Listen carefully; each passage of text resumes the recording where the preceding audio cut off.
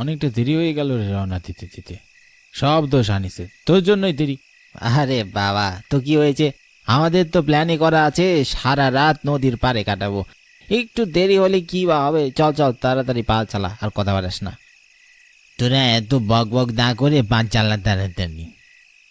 রোহিত, আনিস, গোপাল, রঘু আর মোহিত যাচ্ছে গ্রামের ওই শেষ মাথার নদীর পাড়ে। সকলেই আজ ঠিক করেছে পিকনিক করবে।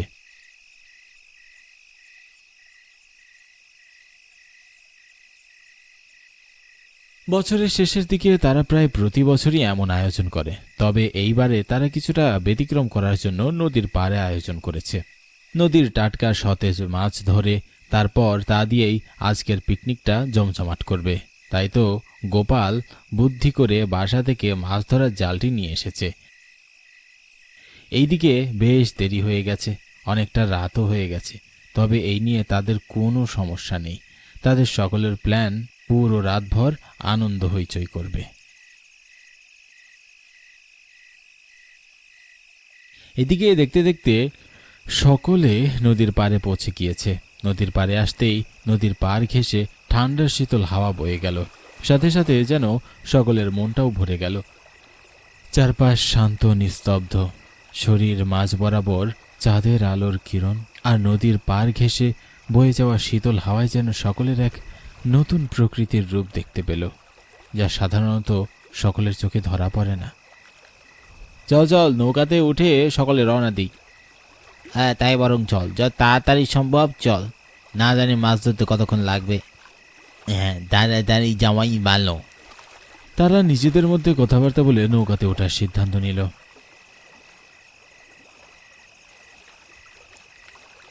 একে একে রোহিত, গোপাল আর মোহিত উঠে পড়েছে নৌকাতে। তবে রঘু আর আনিস উঠতে যাবে এই সময় হঠাৎ করে কোথা থেকে যেন মেয়েলি কণ্ঠ ভেসে আসতে লাগলো, মেয়েলি কান্নার আওয়াজ। রাত আনুমানিক প্রায় 11টা পার হয়ে গেছে, তবে এত রাতে একটি মেয়ে এখানে কান্না করছে কি করে? এ যেন কোনো সাধারণ বিষয় না। গিয়ে রঘু, কান্নার আওয়াজ শুনতে পাচ্ছিস? হ্যাঁ, আমি তো স্পষ্ট ফুপিয়ে ফুপিয়ে কান্নার আওয়াজ পাচ্ছি, তবে এত রাতে একটি মেয়ে কোথা থেকে আসতে পারে? হয়তো কোনো বিপদে পড়েছে, তাই তো এমন ভাবে কাঁদছে। যা তো, তোরা দুজন গিয়ে দেখে আয় কে ভাবে কাঁদছে, আর আমরা এদিকে নদীতে মাছ ধরতে যাই, হয়তো আমাদেরও দেরি হয়ে যাবে। আনিস, তুই যা ওদের সাথে নৌকাতে, আমি বরং এদিকে যাই। না না, একা যাস না, দুইজনেই যা বরং। হ্যাঁ, তাই ভালো, নয়তো একা যাওয়া ঠিক হবে না এত রাতে। ঠিক আছে, চল। এত রাতে হঠাৎ একটা মেয়ের কান্নার আওয়াজ শুনে মোটেও তারা সেটা উপেক্ষা করতে পারল না, তাই রঘু, আনিস যাচ্ছে মেয়েটির খোঁজে।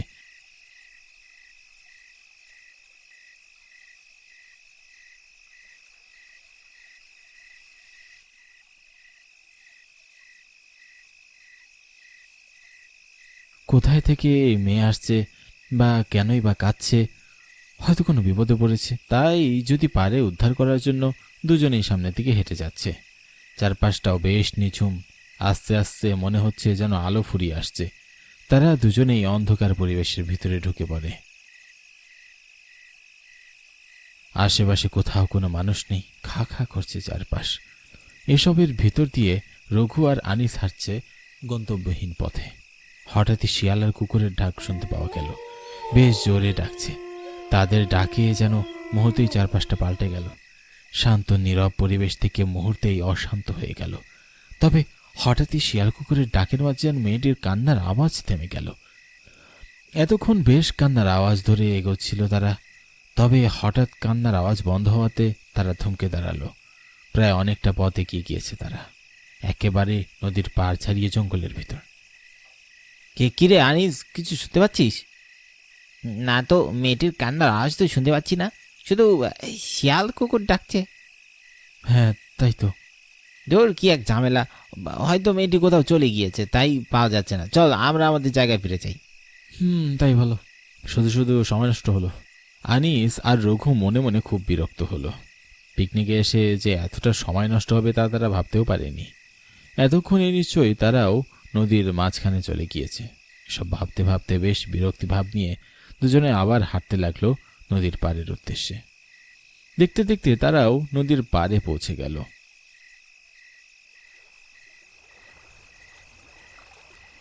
তবে এসে দেখে গোপাল আর সঙ্গীরা পাড়ে দাঁড়িয়ে আছে। এটি দেখে দুজনেই বেশ অবাক হয়। এত তাড়াতাড়ি মাছ ধরা শেষ মনে হতেই যেন তাদের খিদেটা বেড়ে গেল।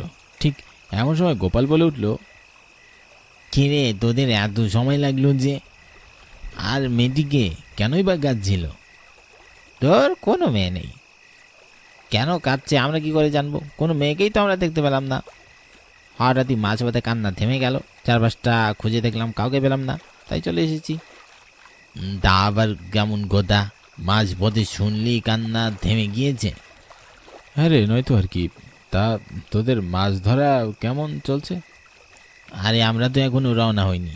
তোরা আসছিস না বলে ভাবলাম তোদের বিপদ হলো কি না, তাই ওদিকে যেতেই তোরা এলি। হ্যাঁ, তা অনেকটা দেরি হয়ে গেল। চল এখন মাছ ধরতে যাই। হ্যাঁ চল। তারা মাছ ধরার প্রস্তুতি নিয়ে নৌকাতে উঠতে যাবে। ঠিক সেই সময় নৌকা নেই, নৌকা উধাও। পুরো নদী জুড়ে একটি মাত্র নৌকা ছিল, কিন্তু চোখের আড়াল হতে উধাও হয়ে গেল। একটু আগে অবধি নৌকাটি তাদের সামনেই ছিল, কিন্তু কোথায় চলে গেল? কেউ তো তাদের চোখকে ফাঁকি দিয়ে যায়নি। কেউ আসলে অবশ্যই তারা দেখতে পেত। এগি নৌকা গুদায়। তাদের মনে এক অদ্ভুত আতঙ্ক ঢুকে গেল। সকলের মুখের দিকে তাকালে স্পষ্ট দেখা যাচ্ছে তারা ভীষণ আতঙ্কে রয়েছে। তাদের সকলের চোখ জোড়া যেন বড় বড় হয়ে গেছে। এমন অলৌকিক ঘটনা চোখের সামনে তারা যে দেখতে পাবে তাদের বিশ্বাসই হচ্ছে না। তবে জলজ্যান্ত নৌকা হুট করে উধাও হলো কি করে? এসব ভাবতে ভাবতেই হঠাৎ একজন লোক তাদের সামনে চলে আসলো। তবে কোথা থেকে যে তিনি আসলেন কিচ্ছু টের পেলাম না। চোখের সামনে আপনা আপনি লোকটি চলে এসেছে। তারা প্রথমে দেখে কিছুটা চমকে উঠল। তবে লোকটির পুরো শরীর চাদর দিয়ে আস্তরণ করা, চোখ দুটো ছাড়া আর কিছুই দেখা যাচ্ছে না। হঠাৎই তিনি বলে উঠল, তোমরা চলে যাও এখান থেকে, তার আসার সময় হয়ে গেছে। বাঁচতে চাইলে চলে যাও। মানে কি বলছেন এসব? কে কে মারবে আমাদের? সে এসেছে, এসেছে। তোমরা পালিয়ে যা, পালিয়ে যা। একথা বলেই লোকটি আর দাঁড়ালো না। চোখের পলকে এমন বয়স্ক লোক এভাবে উধাও হয়ে যেতে দেখল। এত বয়সে এত জোরে হাঁটতে দেখে সকলেই থমকে গেল। কিন্তু লোকটির কথায় যেন বেশ রহস্য ছিল। তিনিও বেশ ভয় আর আতঙ্কে এসব বলছিলেন। কিন্তু কেন এসব বলে গেলেন? আর কেই বা আসবে? এসব প্রশ্নের উত্তর খুঁজতে যেন তাদের মাথা ঘুরাচ্ছিল। সব কেমন যেন উলট পালট হতে লাগলো। ঠিক এমন সময় তাদের চোখে পড়ল সেই নৌকাটি ভেসে আসছে। তৎক্ষণাৎ তাদের চোখ দুটোকে তারা বিশ্বাস করতে পারল না। ভয়ে যেন সকলেই থরথর করে কাঁপতে লাগলো। নৌকাতে কোনো মাঝি নেই, আপনা আপনি নৌকাটি ভেসে আসছিল তাদের দিকে। এসব দেখে তাদের হাত পা অনবরত কাঁপতে লাগলো। কি করবে আর কেউ বুঝে উঠতে পারছিল না। চোখের আড়ালেই যেন নৌকার গতি বাড়তে লাগলো। তবে এইবারে যেন নৌকা মাঝিহীন নয়, আস্ত একটা যুবতী মেয়ে সাদা শাড়ি পরে নৌকা চালাচ্ছে। তবে এতক্ষণ নৌকায় ছিল না কেউ। হঠাৎ হঠাৎ করে মেয়েটি কোথা থেকে হাজির হলো। তাদের মনে হলো তারা যেন চোখে ভুল দেখতে লাগলো। কিচ্ছুটি আর বিশ্বাস করতে পারল না। ভয়ে তাদের বুকের ভিতরটা দুকদুক করতে লাগলো। ঠিক সে সময় মেয়েটি তাদের সামনে এসে দাঁড়ালো। মেয়েটি সাদা শাড়ি পরা, স্পষ্ট রক্তের দাগ, চোখ দুটো লাল টকটকে, যেন আস্ত গিলে খাবে সকলকে। ঠিক এমন সময় মেয়েটি বলে উঠল, আজ তোদের দিন শেষ, আমার হাতেই তোদের মৃত্যু লেখা আছে। আর তার এই অট্টহাসির শব্দ যেন পুরো পরিবেশকে ঝাঁকিয়ে তুলল। সকলে যেন ভয় আর এক মুহূর্ত দাঁড়িয়ে থাকতে পারল না। কোনো কথা ছাড়া সকলে একসঙ্গে প্রাণপণে দৌড়াতে লাগলো। তাদের পিছনে পিছনে সেই মেয়েটিও হাওয়ায় উঠতে লাগলো। তাদের গতি থেকে মেয়েটির গতি ক্রমাগত বেড়েই চলেছে।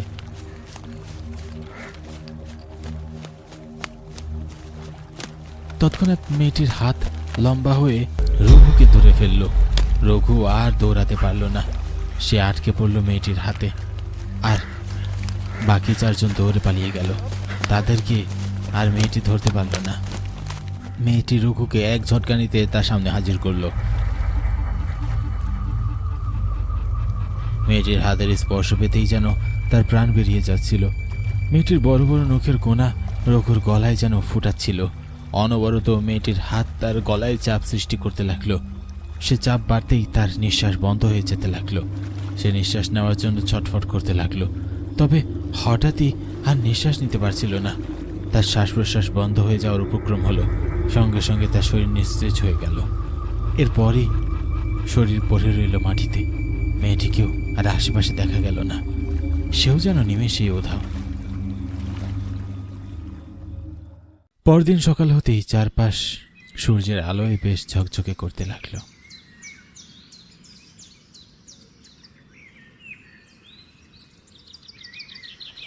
কিন্তু এমন সকাল আর রঘুর দেখার ভাগ্যে রইল না। নদীর পানিতে তার খণ্ড খণ্ড দেহ ভাসতে থাকল।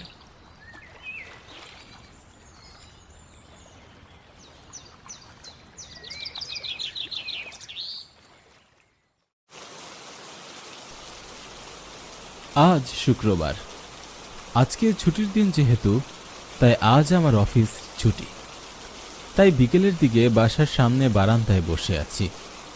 আসলে বাইরে একটু হাঁটবো, সেই উপায় আজ নেই, কারণ আজ বৃষ্টি হচ্ছে।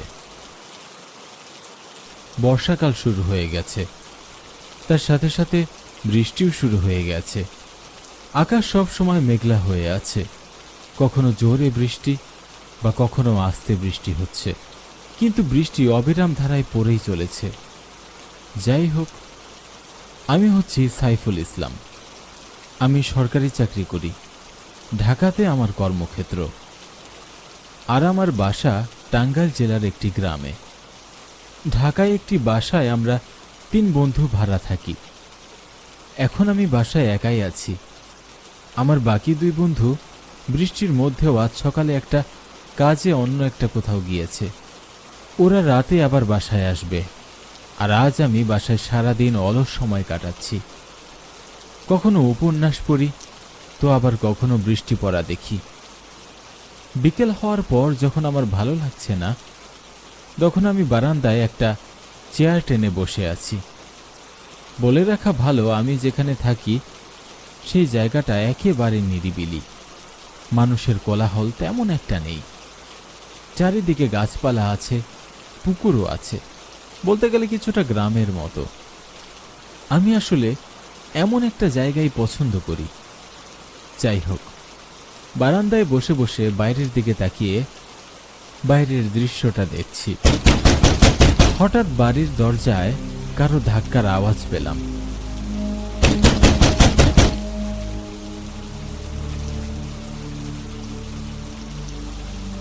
এই বৃষ্টির মধ্যে আবার কে আসলো?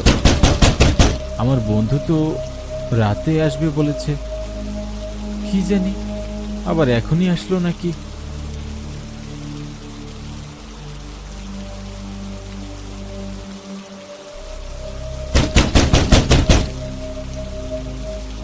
তারপর একটা ছাতা নিয়ে দরজার কাছে গিয়ে দরজা খুলে দেখি একটা মধ্যবয়সী লোক দাঁড়িয়ে আছে, আর লোকটির পুরো শরীরে একটি ময়লা চাদর দিয়ে ঢাকা রয়েছে, শুধু মুখটা দেখা যাচ্ছে। কে আপনি? কি চাই আপনার? সাহেব, আমি মারা গেছি। আমাকে কবর দেওয়ার মানুষ নেই। আপনি কি আমাকে একটু কবর দিতে পারবেন? আপনি কি পাগল নাকি? আপনি মারা গেছেন, আবার আপনি আমার কাছে এসে আপনার কবর দিতে বলছেন? এটা কেমন কথা হলো ভাই? সাহেব, আমি সত্যিই বেঁচে নেই। এটা আমার আসল দেহ নয়। কি বলছো এসব? তাহলে এখন আমার সামনে এটা তুমি দাঁড়িয়ে নেই তো কে দাঁড়িয়ে আছে? আমি এখন একটা আত্মা আপনার সামনে দাঁড়িয়ে আছি সাহেব। আচ্ছা, ধরে নিলাম তুমি আত্মা। তাহলে এটা বলো যে তোমার কবরে মাটি দেওয়ার জন্য আমাকেই অনুরোধ করছো কেন? অন্য কাউকে বলছো না কেন? আর তুমি আত্মা নিজেই কবর খুঁড়ে তোমার মৃতদেহটাকে কবর দিয়ে দিলেই তো হয়। আমি মারা যাওয়ার আগে স্বপ্ন দেখেছি আপনি আমার কবরে মাটি দিবেন, আর আমি নিজে নিজের কবরে মাটি দিতে পারি না। সেই ক্ষমতা আবার নেই সাহেব। স্বপ্নে দেখেছো আমি তোমার কবরে মাটি দিব? আচ্ছা এটা বলো তো, তুমি মারা গেলে কি করে? আমি একজন সফল ব্যবসায়ী সাহেব।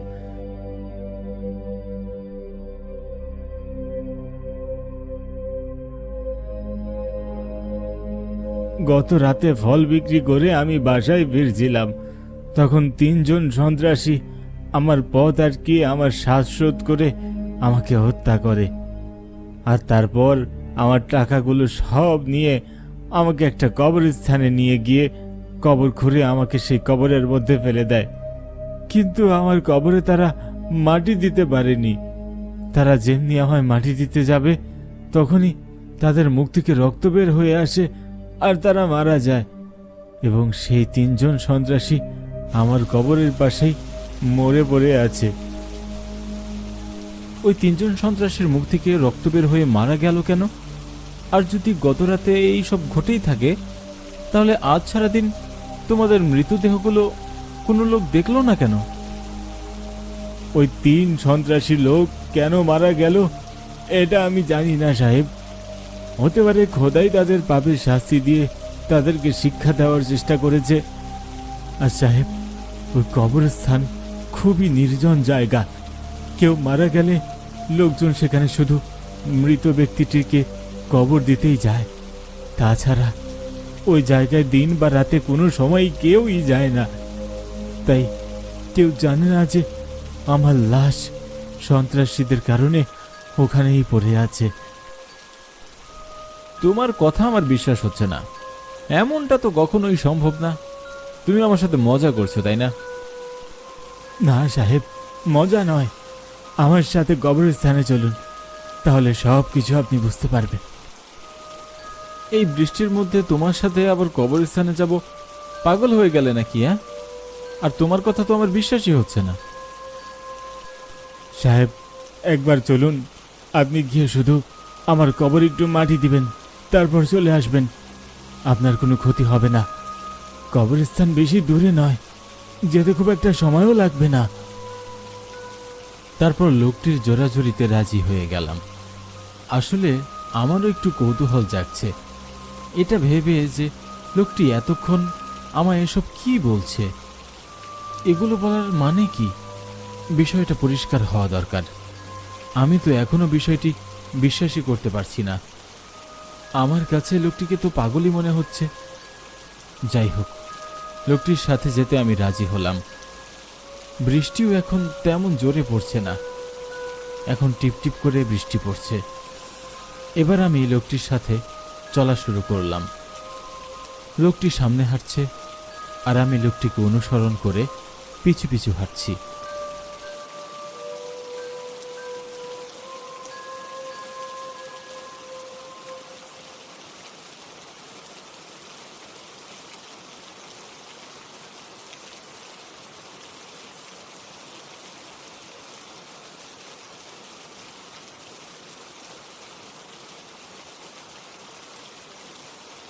এভাবে আধ ঘন্টা হাঁটার পর একটা ছোটখাটো জঙ্গল পড়ল রাস্তার পাশে। লোকটি সেই দিকে গেল। এবার আমি লোকটিকে ডাক দিলাম, জঙ্গলের দিকে সে কেন যাচ্ছে? কিন্তু লোকটি আমার কথার কোনো উত্তর দিল না। আর কি, আমিও গেলাম লোকটির পিছু পিছু জঙ্গলের মধ্যে।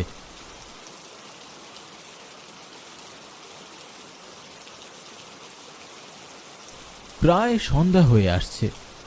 এমন সময় সেই জঙ্গল পার হয়ে একটা কবরস্থানের কাছে আমরা এসে পড়লাম।